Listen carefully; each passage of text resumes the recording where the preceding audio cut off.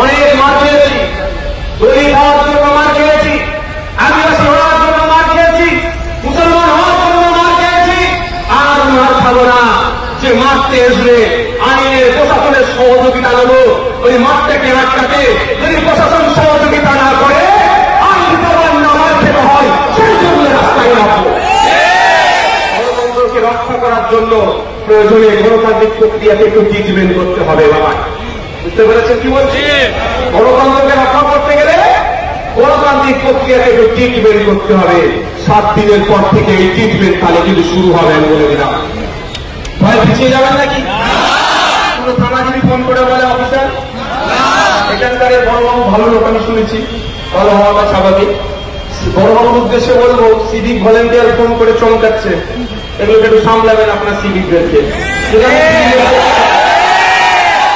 আমি সিভিকের পক্ষে ভাই, আমি সিভিকের বিপক্ষে নয়।